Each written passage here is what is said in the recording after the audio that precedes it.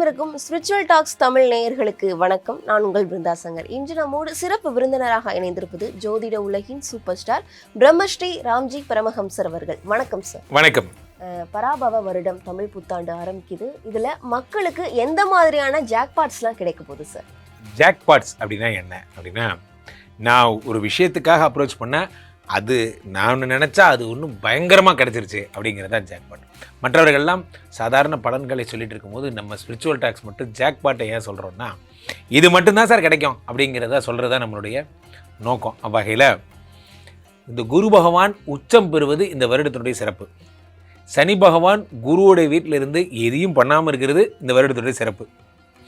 December 6ஆம் தேதி ராகு பகவான் மகரத்துக்கு போகிறது இந்த வருடத்தோட சிறப்பு. இந்த 3 தான்.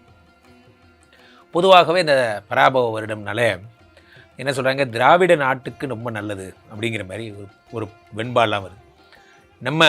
நம்ம இருக்கிற இடத்துல நம்ம தமிழர் பூமியில் ரொம்ப நிறைய விஷயங்கள் நடக்க போகுதுங்கிறது கூற்று. அவ்வகையில் எந்தெந்த ராசிக்காரர்களுக்கெல்லாம் கோடீஸ்வர யோகம் வருகிறது, யாருக்கெல்லாம் குழந்தை பிறக்க போகுது, யாருக்கெல்லாம் செல்வ வளம் வருகிறதுங்கிறத ராசி ரீதியாக நாம் பார்த்து விடலாம்.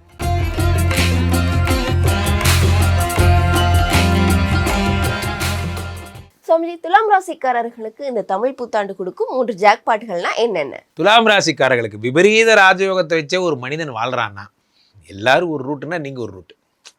அதாவது எல்லாரும் எப்படின்னா குட்டுலேருந்து குட் எடுப்பாங்க, நீங்கள் மட்டும் பேடுலேருந்து குட் எடுப்பீங்க அந்த மாதிரி.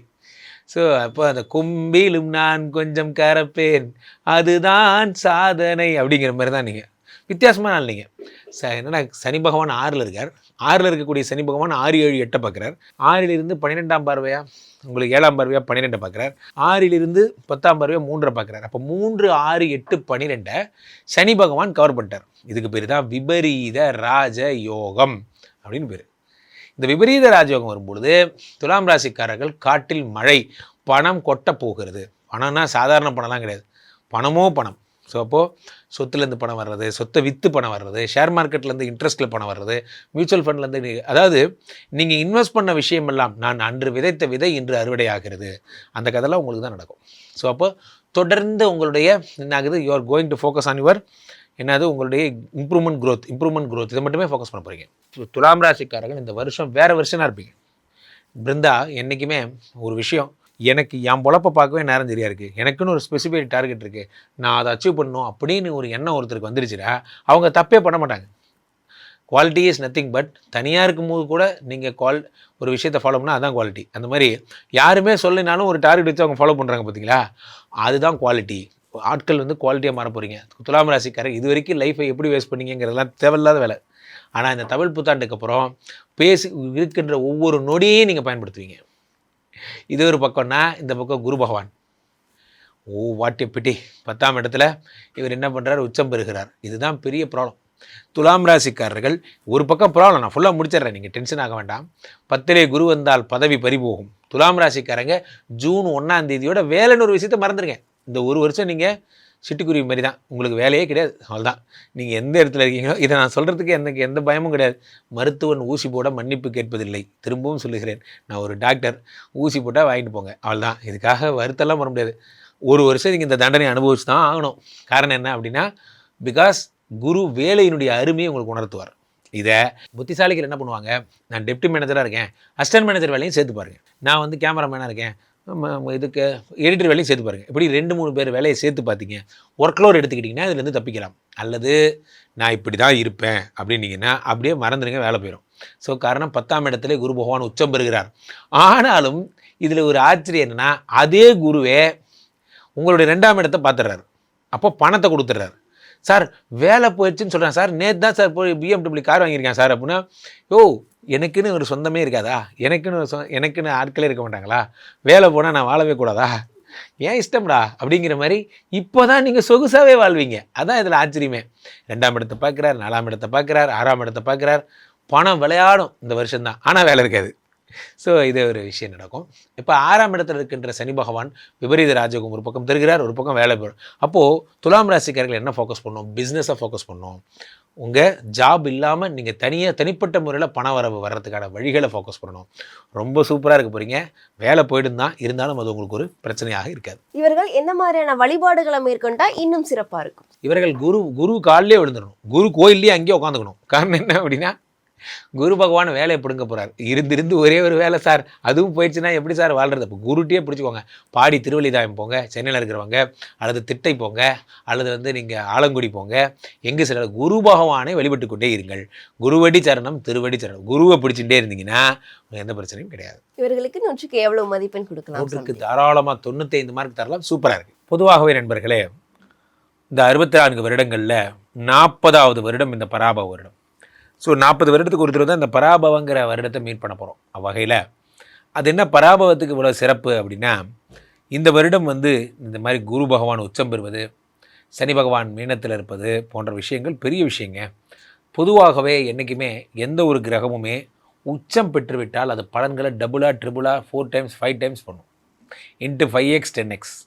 அவ்வகையில் சனி பகவான் மீனத்தில் இருப்பது குருவுடைய வீட்டில் சமத்தாக இருக்கார். சனி பகவான் யார் ப்ராப்ளத்துக்கும் போல, அவர் உண்டு, அவர் வேலை உண்டுன்னு இருக்கார்.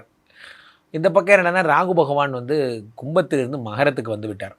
ஸோ இந்த 3 டிரான்சிஷனும் தான் இந்த தமிழ் புத்தாண்டில் பெரிய டிரான்சிஷனாக கருதப்படுது. அவ்வகையில் குரு பகவானுடைய கடகத்தில் இருக்கிற பயிற்சி, இந்த கடகத்தில் குரு பகவான் என்ன ஒரு சிறப்புன்னா, வேதங்கள் மறைத்து வைத்திருக்கப்பட்ட இடம் மகரம், அதனால தான் குரு அங்கே நீச்சம். வேதங்கள் வெளிப்பட்ட இடம் கடகம், அதனால தான் குரு அங்கே உச்சம்.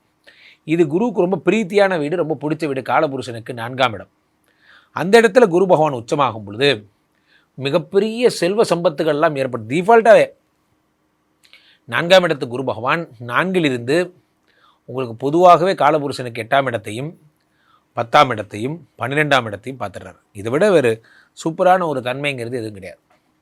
ஸோ இப்போ இந்த பராபவ வருடத்தில் நிறைய நல்ல விஷயங்கள். இதில் என்னென்னா, இந்த டிசம்பர் 6ஆம் தேதி ராகு பகவான் மகரத்துக்கு வருகின்ற அதே நேரம் கேது பகவான் சிம்மத்திலிருந்து கடகத்துக்கு போயிடுவார். இப்படி ரிவர்ஸில் போவார். இப்போது ஜோதிட சாஸ்திரம் என்ன சொல்லுகிறது, குருவும் கேதுவும் சேர்ந்தால், எப்படி குருவும் கேது, அது என்ன குபேர யோகம் என்று அழைக்கப்படுகிறது. குரு கேது சம்பந்தம் என்பது குபேர யோகம் என்று அழைக்கப்படுகிறது. அப்போது குருவோடு சேர்ந்த கேது, இவங்க 2 பேரும் சேர்ந்து கடகத்தில் அமர்ந்து சகலவிதமான ஞானங்களையும் தருகிறார்கள், சகலவிதமான அனுகிரகங்களையும் தருகிறார்கள். இந்த வருடம் டிஃபால்ட்டாகவே பணம் வருங்கிறது டிஃபால்ட். அதை தவிர சனி பகவான் தருகின்ற அற்புத பலனாக பொதுவாகவே மீனத்தில் இருக்கின்ற சனி பகவான் உங்களுக்கு ரிஷபத்தையும் கன்னியையும் அதே மாதிரி தனுசையும் பார்ப்பதால் நீங்கள் எந்த ராசிக்காரராக இருந்தாலும் சனி பகவான் உங்களுக்கு அருள் தரும் மங்களச்சனியாக மாறிவிடுகிறார் என்பதுதான் திண்ணம்.